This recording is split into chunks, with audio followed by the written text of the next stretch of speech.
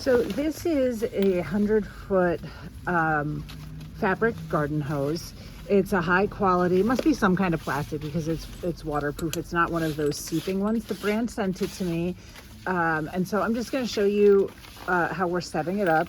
It says it's kink-free, abrasion-resistant, durable metal fittings. It comes with this hose nozzle, which I really like that it came with that, and then some extra gaskets. I'm going to put it on a splitter because this is 100 feet. I only have one outdoor spigot on my house, and I want to be able to reach around the property. So you can see sort of how this came out of the box, and this could be just like a ball of yarn that we grabbed it from the wrong end, but while it's not super difficult, it's a little time consuming. Eventually I'm going to put it into a hose holder, but right now I'm just getting it set up. You can see 100 feet is a long distance, and I think you should have a way to manage that. How are you going to store it? Are you going to leave it outside? The company says this is suitable for car washing, for sprinkler use, that kind of thing. I like that, you know, you could probably have a bike go over it or something like that. And I'm going to go on the assumption that this kind of thing is not going to spring a leak, that there's an actual hose inside. So we'll see how the water pressure is. You get a sense of how long that took to unravel, really.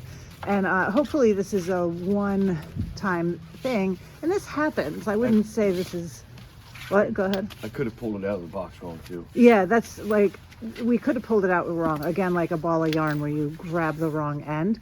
So I think the real test is in the assembly and how you're going to store it, right?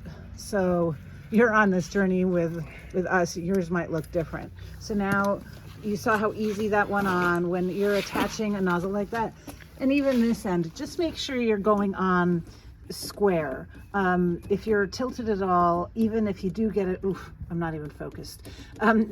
Even if you do get a grip, it's not going to be quite plumb when you get to the top there. So now we're turning it on for the first time. You can tell it's wet outside. We really don't need to water anything, but it's getting warm. So you see how it's not tangling, how we're using it now. We're stretching it out. Is it on? It's on? Yeah. The water's on. So you see it's a little plumper than it was before. I'm going to say this is a smaller diameter garden hose. I think it might have said 5/8, but let's see how. There's the nozzle.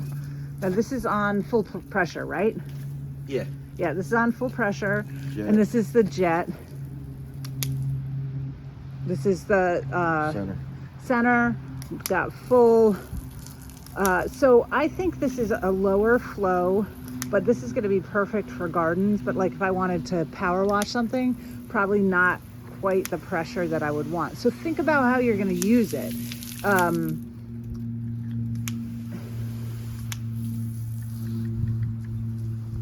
And I think that if you had a place to store it, that's obviously going to be less of a tangle, right?